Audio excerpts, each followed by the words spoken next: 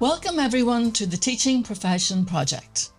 And today we launch a new series of professional conversations as part of the TPP. It is entitled Voice of Experience, Learning from Leaders. So we have listened to your requests and suggestions, and leadership in our schools is the theme running through this new series. Today we are especially delighted to be able to welcome Mrs. Carol McCann, OBE, to the opening session of the series. For many people in Northern Ireland, Carol will need no introduction. She is well known by the thousands of pupils whom she has taught over the years and by their appreciative parents.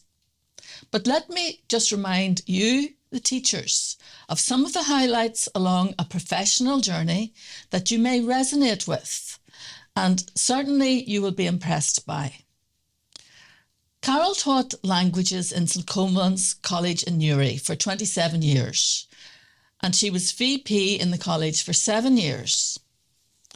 Now, that one statement gives very little insight into the commitment needed to commute from Belfast to Newry on a daily basis and commit to all of those extracurricular activities that makes a teacher's day so much longer than is commonly realised. Then came an important turning point in her career when she returned to her own school, St Dominic's Grammar School, in 2007 as head teacher. The difference that she made to the school during her tenure as principal has been called transformative in a speech given in her honour in the Northern Ireland Assembly just before her retirement. That accolade referred to many different achievements, but included the fact that the school was nominated Sunday Times Northern Ireland Secondary School of the Year on 2 occasions and consistently appeared among the highest performing schools in Northern Ireland and in the UK. But the praise extended beyond the academic achievements of the pupils and even beyond their wider extracurricular portfolio. And what was Carol's central mission for the pupils, their personal development.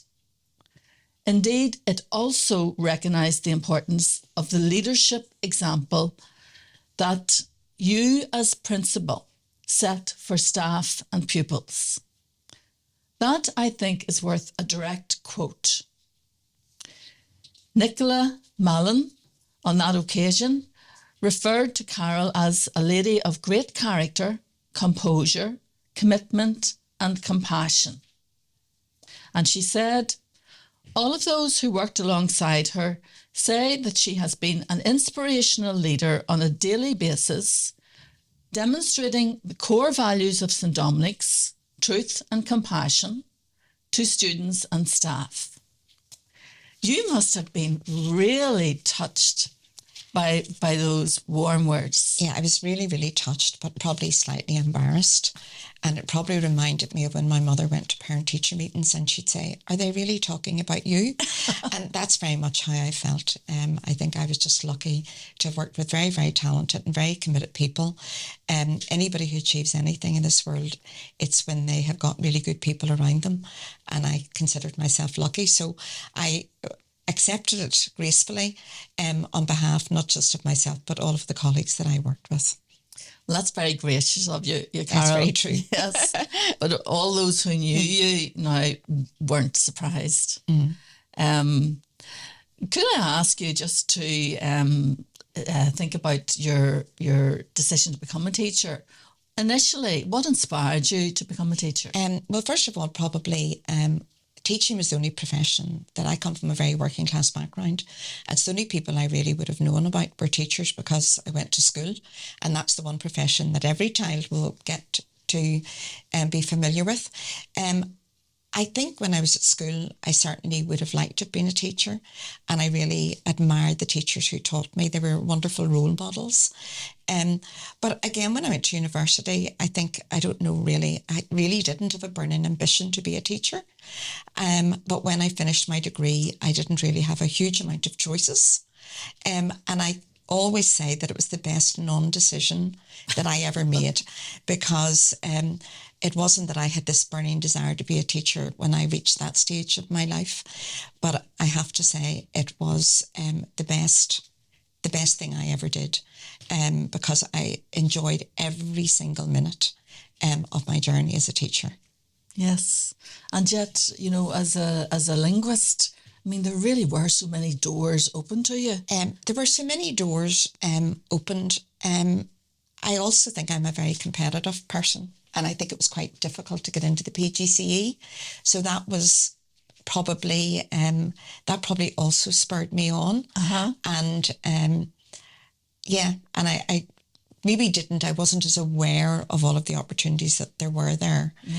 But I suppose what's better than being a teacher?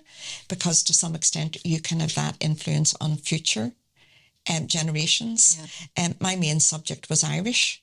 And at that particular time, there maybe wasn't the opportunities, but it's just amazing over the first few years of my teaching, how that changed. And all of those opportunities came for the people that I taught. Yes. Could we fast track forward to one of the issues that I know you would have encountered, the issue of retention? So going from like that entrance into the teaching profession to the issue of retention, which is a challenge for schools that you must have come across yourself. And yet you yourself had a long and very successful career as a teacher, but so many teachers out there are very familiar with that feeling of burnout, and they leave the profession. You know, can you give us any idea as to what helped you to remain so motivated, so passionate, so enthusiastic about teaching? Well, I suppose the first thing, I think it's important to be honest here. Was I happy every single day? No, I wouldn't say. There were some days when I felt dispirited and thought, you know, what am I doing? You look around and you think maybe you could be doing better or doing something else. But I have to say, for the vast majority, those days were few and far between. And maybe you just had a bad day or you'd had a disappointment. But I have to say, what inspired me always was the pupils. I was lucky enough, I think, in my career just to meet the most wonderful pupils. There were children who learned, you know, and I kind of learned despite the teacher, and you showed them or explained something once and they had it. And I have to say, I was in awe of their ability to assimilate information. But probably the children for whom, and this would have probably inspired me in teaching more than anything, that engagement with the children, because the other children who maybe struggled and who found something difficult, and then you managed to help them find the key for the subject. And once they found the key for the subject, you couldn't stop them. So for me, I think that nourished me in my whole journey as a teacher. I always find the children good fun. I always find them good crack. And I suppose young people are just so impressive and so invigorating. I think I also took every opportunity that I had for self-improvement. So if an opportunity came my way, I took it. Now, I'd have to say maybe in my early days, you know, there probably were less opportunities. I think the wonderful thing for young people now, that there's a lot more opportunities for promotion in those days. There probably weren't that many when I was a younger teacher, and particularly in the circumstances that I found myself in. But I have to say, I just was always invigorated by the children. And I suppose, again, maybe some child that you think you maybe are not making a take with, or that you can't get through to, and then suddenly you see that change, and where maybe a pupil comes back and thanks you. Or I remember once a pupil came back to me and I taught him A-level. I taught him when he was a wee young fella. I didn't teach him at GCSE. And he said, oh, you're starting this all over again. How can you bear? It was starting back to teaching declensions, getting into the details of the nitty gritty of an A-level course. And I kind of thought about it. And the truth was, you weren't starting the same again because you had a different set of pupils in front of you. I also think that the beauty of teaching is that you have to problem solve. And when you're faced with a challenge of a child who finds something difficult, you're always using your problem solving skills. So it can be a very exciting profession. Yes. It doesn't mean that you don't get exhausted, but no matter what job you do. And I always tell my own family that if a job is worth doing, then it's going to be hard. So just accept that that's what it's like, and that makes it easier. Oh, thank you, Carol. That is insightful. Yeah. You've mentioned there two very important things. I think, the relationships with the pupils, and also the professional development. And those two things can maybe help people facing those symptoms of burnout or feeling a bit exhausted.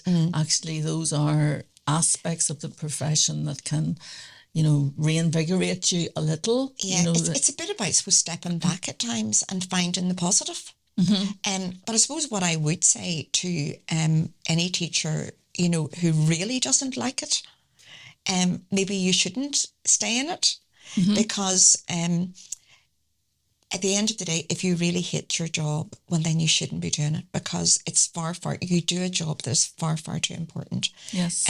You have got the power in any given day or in any given class to be a powerful force for good, or to be a force for negativity.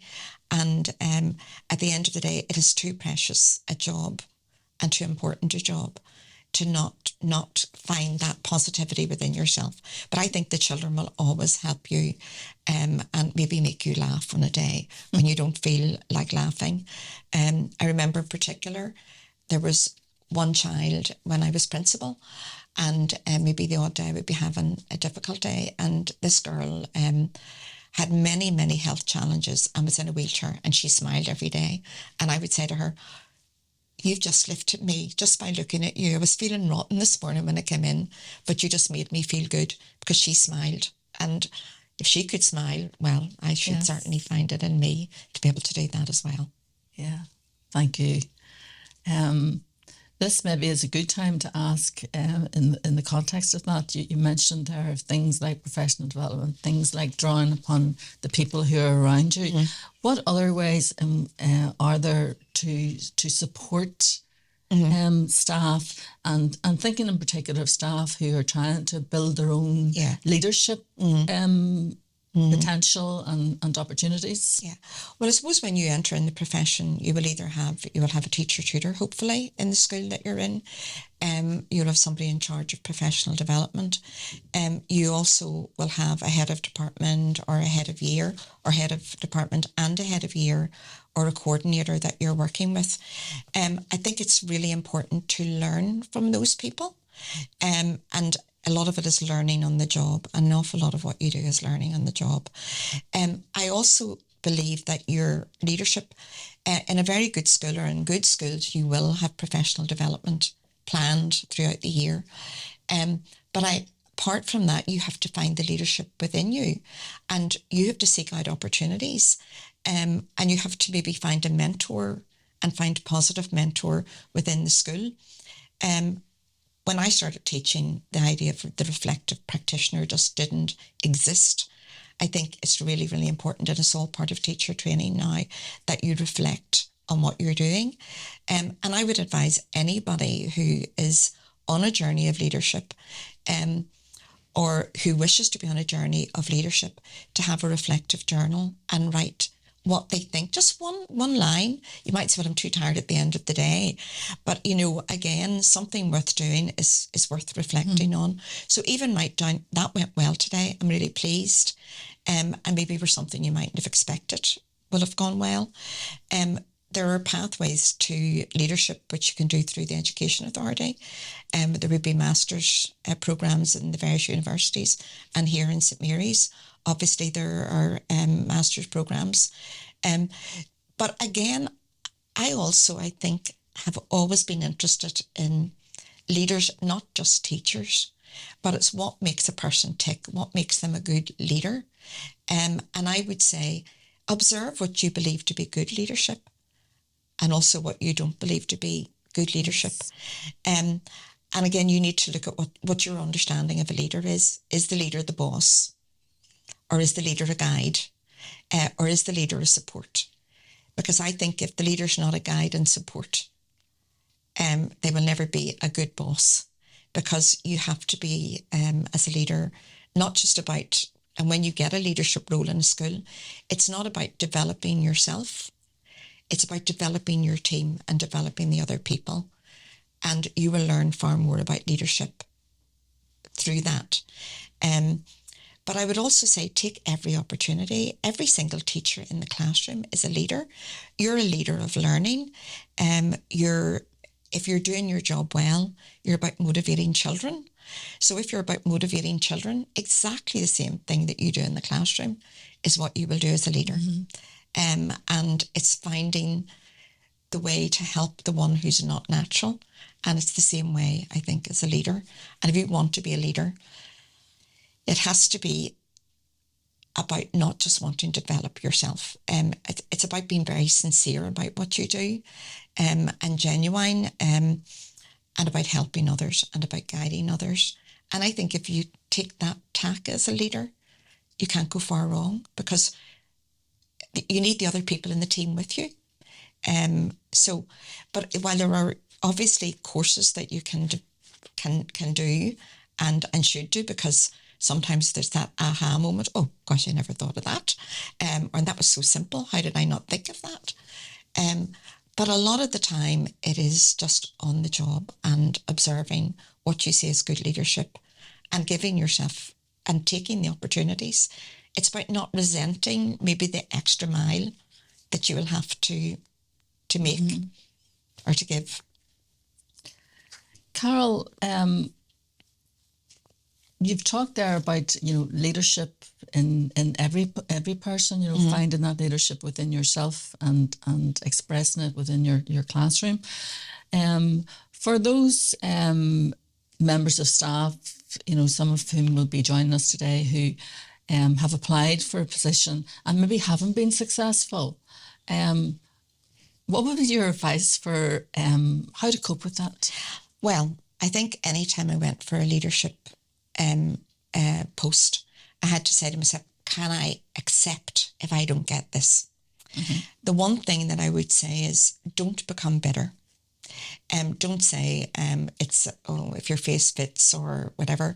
Don't allow other people to say to encourage you to be bitter, because you can get that as well. I'm a great believer, and probably something I've learned from a very young child is get up, dust yourself down and just get on with it. I think it's really important as well, if somebody gets a job that you would really, really have liked, it's natural to be really disappointed, because if you've put your heart and soul into preparing for that job, then you're naturally going to be disappointed. But it's not the other person's fault that they got the job and that you didn't. So be gracious, I suppose. And even though it will be hard, it can be hard, but be gracious and just keep doing what you do well. Keep believing in yourself. Other opportunities will come along. But if you've allowed yourself to be limited by that one disappointment, well then life is going to be very, very hard for you. I think back to a post that I did apply for, and I remember being disappointed.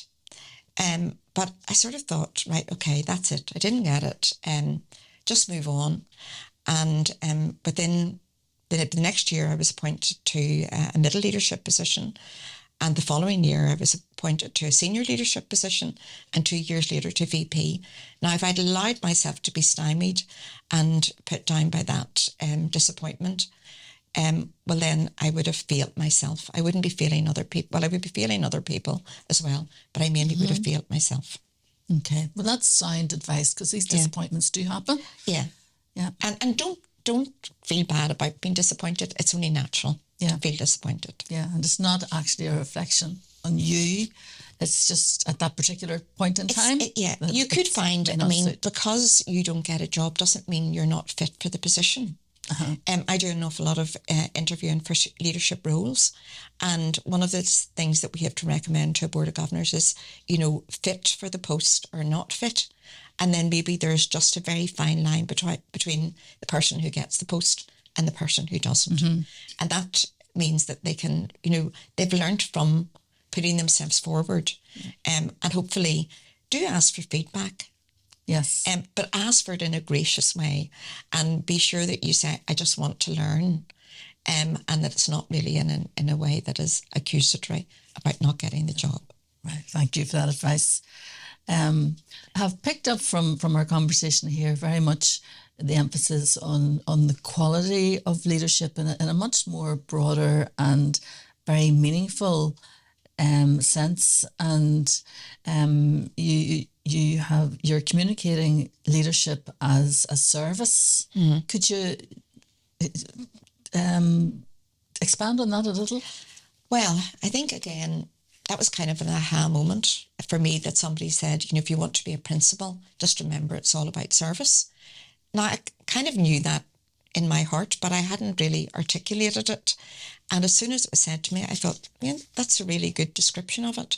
And teaching being a caring profession, a lot of the time you're giving, and a lot of it is giving. And once you have accepted that that's what it's about, then I think you recognise it as service. I also think that it makes it easy to keep giving. But in all of the giving that you give, you get far more back. It's a bit like being a parent or anything like that, where you give an awful lot, and sometimes you feel, and many of you will be parents, and you think, well, I don't really get anything back here, but you get far more back than you ever give.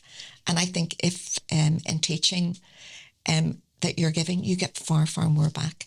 And it's that time when you've said to a child or maybe to a colleague or whatever, you've given some wee bit of advice, or you've maybe advised them on a particular journey, and you don't even know that you have really made an impact. And maybe years later, they might come and say, and what better thing is that? But I think if you consider it to be service, and that it's not always going to be easy, and you accept that, then I think that then you will find it easier. I also remember going to a talk once, and it said, once you've accepted that life is hard, then it's all right, because if you're expecting it to be wonderful and just great fun every day, that's not what life is like. And it's the same way, I think, with regard to your job as a teacher. Yeah. But there are more good things than there are of the hiccups. But there will be there'll be barriers along the way, and there will be rocks in the road. But sure, it's very boring driving on a very open road with no traffic. You have to have those traffic jams and rocks in the road to make you appreciate the better times. Yeah. You are describing really a vocation, aren't you? Yes, and it's vocation. When I was at school and the sisters all talked about a vocation, I thought I want a job, but I'm so glad I got a vocation. I really am. Yes. Well, I have to, as we draw towards the close of our conversation, I have to ask you the question that all of our teachers will want to know. Given your rich and diverse experience, what advice would you share with colleagues out there, those newly qualified teachers, those aspiring leaders, middle leaders, new principals? What would you share with them about the journey that they have ahead in light of your own experience? I suppose what I would say is just be constantly inspired by your pupils, be constantly inspired by your colleagues, take every opportunity that you get, and I suppose learn from the mistakes, because, we all make mistakes along the way, and anybody, again, who tells you otherwise, we all get disappointments along the way, but don't let them define who you are or defeat you. Enjoy, embrace the opportunities to make a difference in a person's life, what better privilege and what better experience than could you have than to actually influence one other person? And as a teacher, you get to influence hundreds and hundreds and thousands of people. And I don't say that in a vain sort of way. It might be just some wee bit of advice, something kind that you said. And also likewise, when somebody says something kind to you, make sure that you thank them for doing that. Because I was lucky enough for people to encourage me and to say that they believed in me when maybe I mightn't have believed in myself. So believe in yourself. Know that there's far more in you than you actually maybe believe possible. That's very good advice just for life. Really? Yeah. It's beyond the Well, I teaching. certainly would never have expected that I would become a teacher. I wouldn't have even thought that I would get to university. I certainly felt very privileged to get a job as a teacher. I never saw myself as a senior teacher or a vice principal or a principal. And I have to say that many of the wonderful colleagues that I worked with as principals, they didn't set out on that journey of just in a race to get to the top. It was a gradual kind of journey. And I think, slow but sure, sometimes okay. I certainly was slow but sure. And I think, again, a bit of serendipity along the way, but also always willing to get up and dust myself down when things weren't good. And take your time, basically. And take your time. You're not, it's not a race. Yeah. You mentioned there several times, colleagues that have made a difference, colleagues who have influenced even just one person. Would you like to think about, one or two people that have really impacted upon you in your career? I suppose I would say I had a very positive experience of post-primary. I wouldn't say that I loved every day of primary school, but as a positive experience that I had and I took with me was that I wasn't a particularly hard-working or committed student in P1 and P2. And a principal actually sent for my mother and said, this child's got a brain and she's not using it. And I said, for me, then I never would want to let a child down, because I had that experience of a principal that I had at primary school.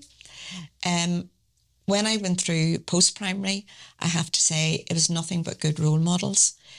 Probably the greatest influence I had in my career were all of the colleagues I worked with. I worked with so many people who had a deep sense of integrity and commitment to the children that they taught. But probably my greatest experience was the principal that I worked for when I was VP. And he was so determined that no child would be left behind. He was so determined that every opportunity would be given for extracurricular activity across a wide range of activities, so that it just didn't focus on maybe the football team, which was very, very important as well. And we often said, if you could just bottle what the footballers feel through other activities in the school. He also showed courage in making decisions that weren't always popular. And that's what being a leader is about. It's not being popular every day, but it is about respecting people. And it is about doing your best for people. But sometimes you have to make decisions that are not easy.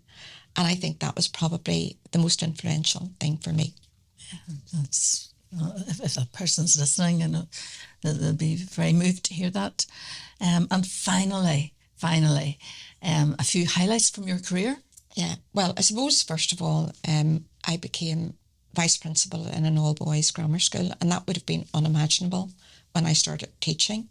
It was probably even unimaginable that a lay person would have become a vice principal at that stage. Then to become principal of my alma mater, St Dominic's, which for me was just, that was totally unexpected, I have to say. And through that post, I became part of a project of raising achievement for all learners. And I was lucky enough to visit countries throughout Europe and to hear about their educational journeys, and probably realising that everything that they were experiencing in Greece or in Italy were very similar to the issues that we were dealing with here in Belfast. But the biggest highlight for me was, and I think right throughout my career, was being able to make a difference in a child's life. And I don't say that in any sanctimonious way. It was just where you saw that child moving on and progressing, and where years later they might say, you know, Miss, you said this to me, and I decided to do that because, and that's just me. I'm just one teacher in hundreds of thousands of teachers who have had that highlight, and that's the biggest highlight. Thank you so much. Carol, you know, it is so clear, even within this very short interview, just why someone referred to you as someone of character, composure, commitment and compassion. But just let me add that you have shown here today great generosity with opening up yourself to all of these teachers out there and sharing insights into your own professional journey in such an open and meaningful way, and in a way that I know will impact on teachers out there. So thank you so much. Thank you for the opportunity, Gabrielle. Yes. Okay, thank you. And all of you teachers, listen out for the TPP, the series, Voice of Experience. Look out for social media and news on our website, and I hope that you enjoy the new series.